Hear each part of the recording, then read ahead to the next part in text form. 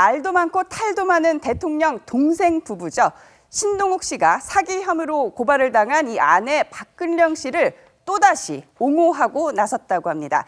이정민 기자, 누가 뭐래도 아내의 편을 드는 게 사실 남편의 당연한 도리긴 해요. 자, 신동욱 씨 이번에는 또 어떠한 주장을 하고 있나요?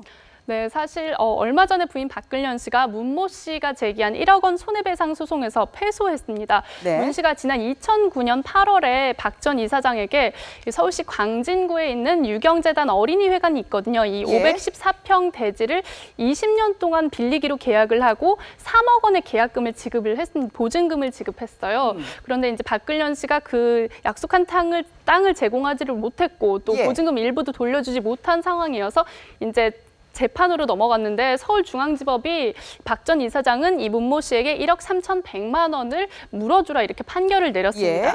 근데 신동욱 씨 주장은 예. 아내가 법원으로부터 어떤 안내나 재판 관련 서류를 단 한 번도 받은 적이 없는데 무슨 소리냐. 지금 재판 내용도 모르는데 재판부가 주소 보정 명령 없이 이거를 걸석 재판으로 판결을 내린 건 아하. 너무나 부당하다. 이런 주장을 지금 제기하고 있습니다. 아니 그러니까요, 김 변호사님. 네. 이 법원에서 서류 안 보내줬다는데요?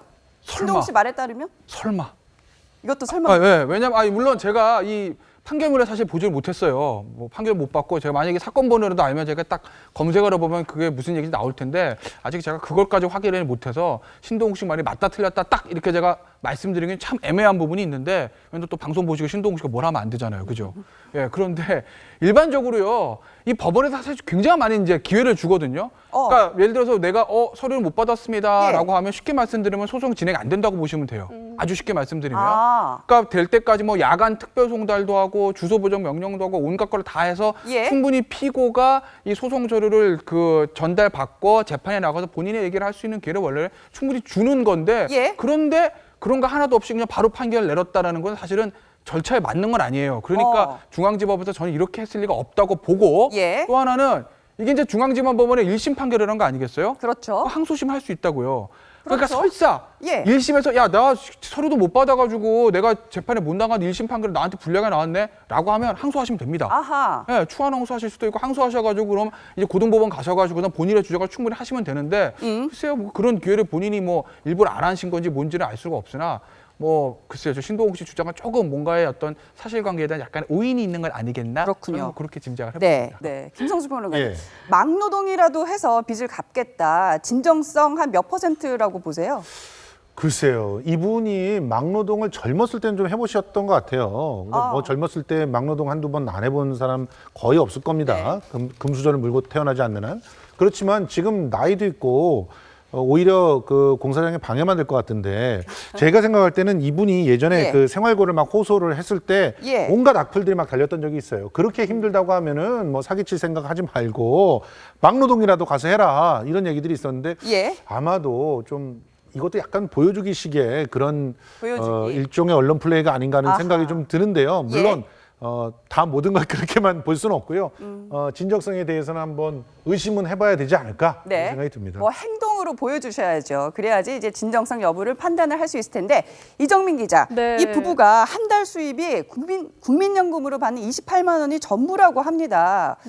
여기에 대해서 네티즌들도 이런 말 저런 말 많이 할 것 같은데요. 사실 저희가 이런 비슷한 말을 예전에도 좀 들었지 않았습니까? 28만 원. 박근령 전 이사장은 이제 2017년부터 이 유경재단 운영권을 두고 계속 이제 패소를 하면서 지금 빚이 굉장히 8억 원을 넘는 빚을 지고 있습니다. 그래서 이제 남동생으로부터 생활비를 받고 지원을 받고 지금 국민연금 28만 원이 전부다라고 했지만 저희가 지난 2003년이었죠. 그 정두환 전 대통령이 열린 그 추징금 관련 재판에서 29만 원밖에 없다, 전 재산이. 이런 얘기가 있지 않았습니까? 그때 당시에 그게 굉장히 연상된다고 지금 네티즌들은 싸늘한 반응을 보이고 있습니다. 그러니까 이들 부부는 전두환 전 대통령보다 딱 10,000원 더 가난하다는 얘기돼요. 김태현 변호사님.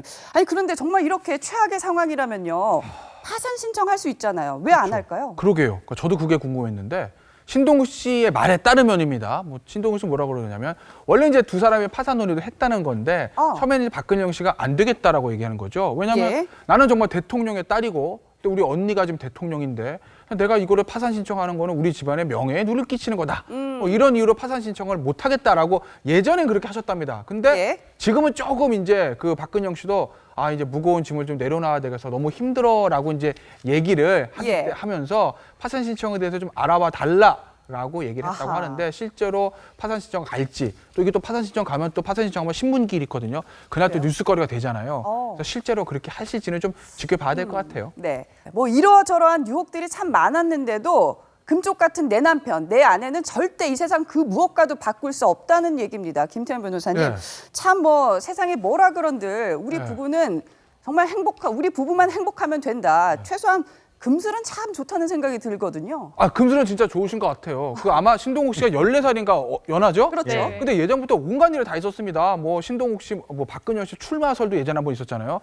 그때 한번 난리 났었죠. 그 다음에 신동욱 씨 뭐 각종 약간의 어떤 무리가 있어가지고 뭐 들어갔다 나오신 적도 있고, 그 다음에 또 박근혜 대통령 당선된 다음에 또 일본 가서 또 뭐 인터뷰 잘못해서 난리가 났었고, 예. 각종 송사에 연루되고, 예. 뭐 이 두 부부의 그냥 앞날의 장애물들이 하나 두 개 아니라 계속 있었는데. 그런데 저 두 부부가 저렇게 그냥 같이 다니는 거 보면 뭐 금슬 하나는 좋은 것 같아요. 근데 금슬이 너무 좋으신 거는 이제 본인들의 사생활을 위해서는 좋으나 예. 이것이 이제 그 대통령께 누가 될 수도 있다라는 거 그거는 예. 사실 조금은 좀 감안해 주셔야 되지 않을까요? 그렇군요. 네.